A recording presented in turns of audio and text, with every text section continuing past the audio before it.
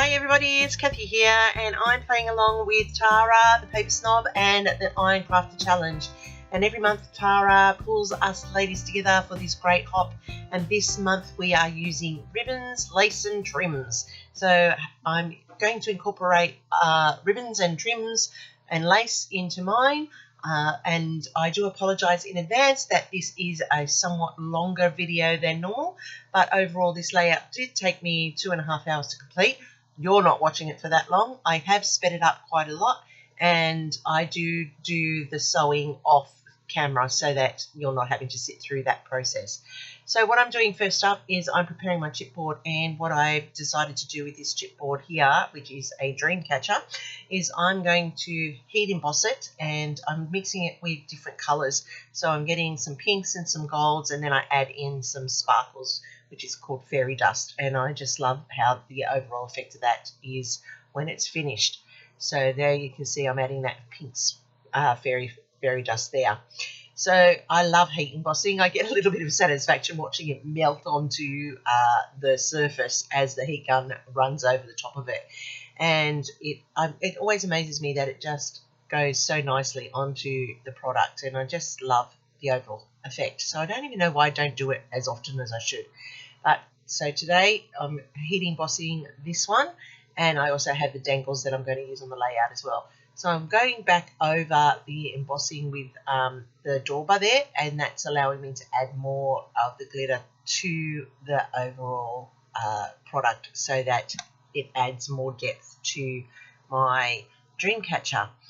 So Tara asked us for this month, or challenged us this month, to pull out our ribbons and our trims, and that's really good because there's a product that went for a really long time as a big buzz in the scrapbooking world, and then it sort of died off again. But I like using ribbon on a layout. I don't know why I don't do it more often, but I need to pull them back out again and start doing that.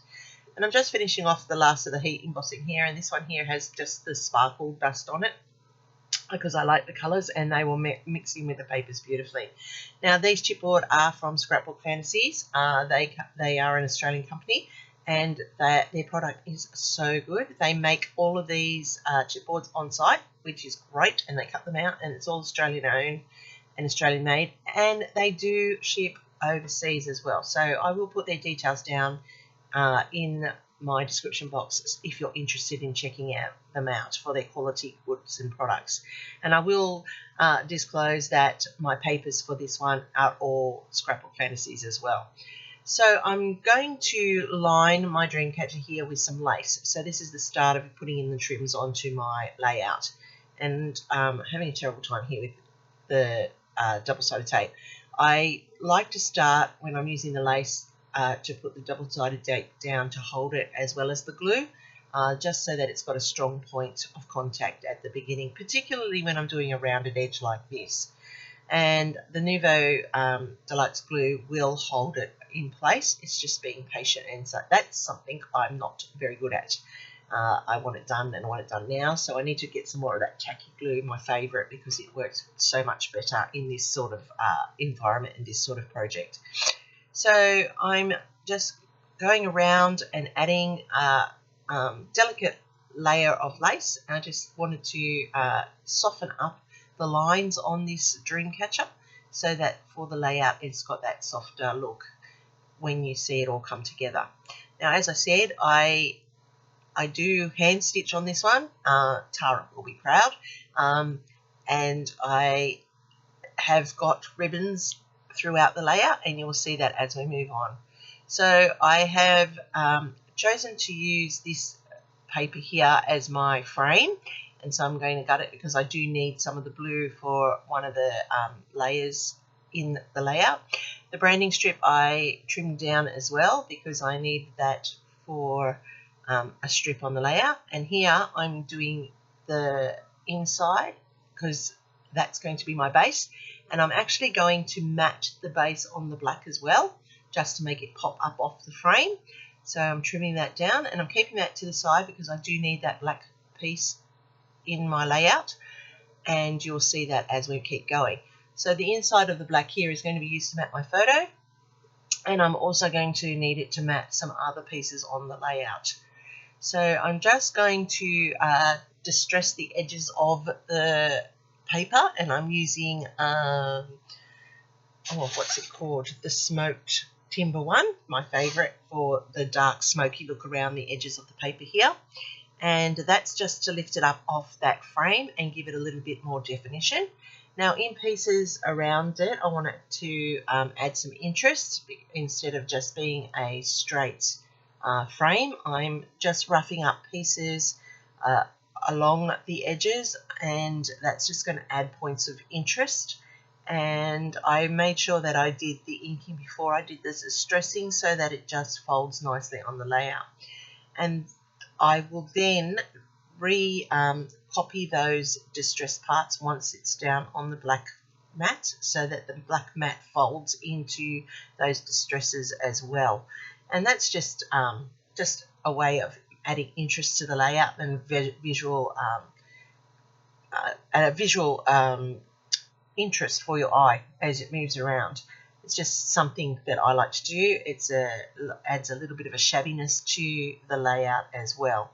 So I'm using the distressing tool just so that it breaks the core of that cardstock and allows it to also blend in with the folding on the layout. And you can see that it just mimics where I have folded the paper. Now as I put it against the frame, I realise I need to add another bit to here which I hadn't done, so I'm just going to lift that there so I can curl that section down there, and then I'm ready to build my base. And as you can see, that just looks beautiful together, those colours. I love how it just complements so well, and I'm just adding in the double-sided tape to make sure that it is nice and secure on the frame, because when you do distress like that, it does have a tendency not to sit as flat as a normal frame, and it needs that extra support to make sure that it just doesn't come off your backing. And I do like to add a frame in. It's that point of interest at finishing off the layout totally. So that's how that base has come together. So already it's taken a long time just to get to this point, and I do apologise. Now here's where you'll see that I am ruling up, and I don't normally do this, but I wanted it to be in a straight line, and I wanted it to be a frame within the frame.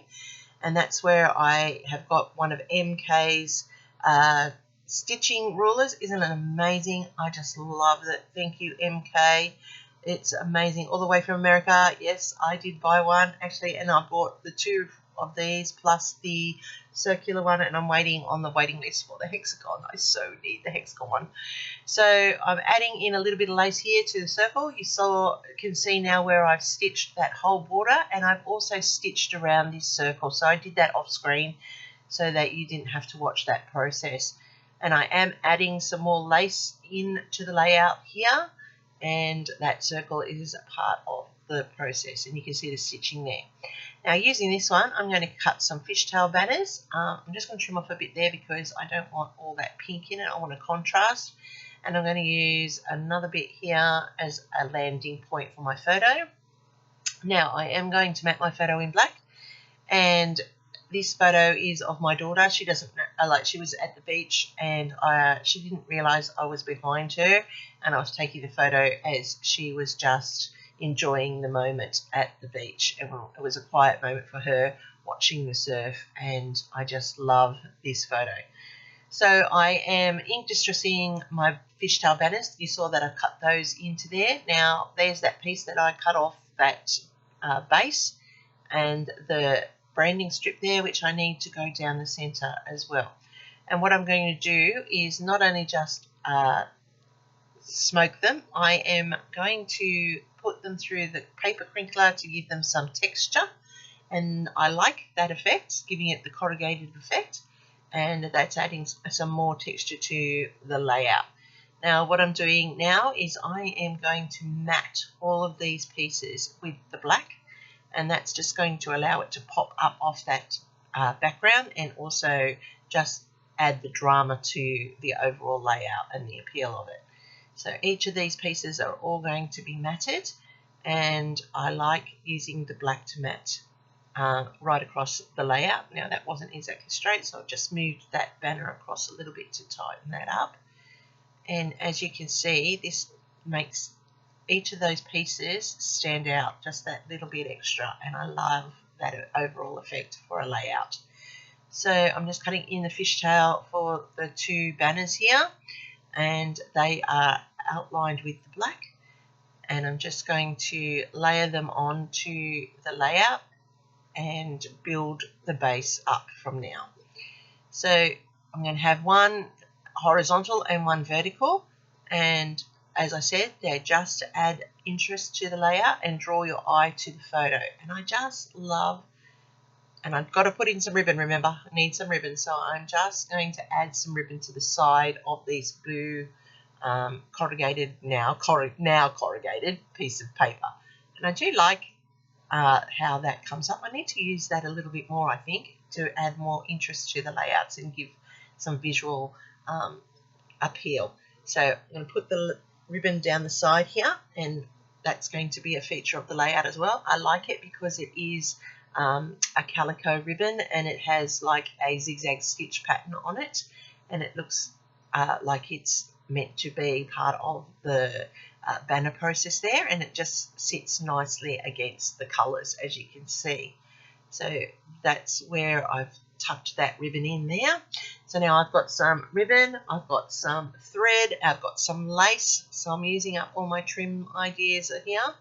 Now I'm going to add this dream catcher in here as a feature on the layout, and it's going to sit up here in the top left, and I just put a little pressure onto that glue hole. So then I'm going to run this banner across the horizontal here, and it's going to tuck over the top of the what do you call that, dream catcher. Oh my gosh, mental block, sorry about that everybody. And then I'm building up my base for my photo, so it's going to have that there. The circle is going to be a part of this ledge at the bottom that the photo will be attached to, and there I've got some more lace going onto the layout, and that will sit just here. And where I didn't stitch it beautifully, I will cover it up with my photo, as you can see here. So I am going to use foam tape on the layer on the photo. I probably should have used a piece of foam, I think, maybe because of the bulk of this layout and the leveling that is there because of that dream catcher. But I'll just double dot it, and that will give it enough support for that and raise it to the right level. Just need one more on that center one there. I'll just add it in. So now it's all flat across the layout. I'm going to put those dangle gem parts from the dream catcher up there in the corner, and that's going to carry your eye to that top right corner, and then I can now get to the embellishing. And what I have done is I fussy cut all these flowers out of one of the papers from this range, and I'm just going to build the florals around the layout. Now this ledge down the bottom here, I'm just going to stack on the flowers, and that's just going to be a feature, and they're going to be like a running cluster really along the edge of the photo and that fishtail banner at the bottom. So when I'm happy with it, I will go off screen and stick them all down, and when I come back I'll talk you through anything that I've added and changed. So what I did was I added those leaves, I cut them out of the black, and I bulked up the flower clusters so that foliage really does add a difference. Now with little bits of the ribbon, I am adding them in behind the clusters here, as you can see, and that's adding some more ribbon to the layout, and I'm really loving how this has come together. I have that little title there called Moments. I have taken that from an ephemera pack from somewhere, and it was just the right colour, so I just added that in.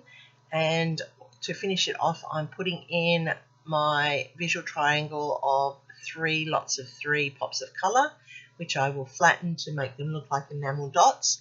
And I just love how this has turned out. It is a project of love. It is a little bit more detailed than a normal project, but I really, really love the fact that it stretched my creativity, got me to use ribbon and lace. Pardon me for my throat. I'm starting to get sick again, and it's starting to go. So there's the finished product. I really love the clustering here. I love the lace on it. It's got that feminine touch. It is a really beautiful piece altogether. It's not something you do every day, but I do love it. And when you get challenged to use products like ribbons and lace and trims, these are the type of projects I love to do. So thank you everybody for watching. I know it was a long one today, but I'm hoping that I've heard a thumbs up from you. Don't forget to hit the subscribe button. Thank you to all my subscribers. You are amazing. And there is a full playlist linked down below. Make sure you check out everybody playing along with this Iron Crafter Challenge.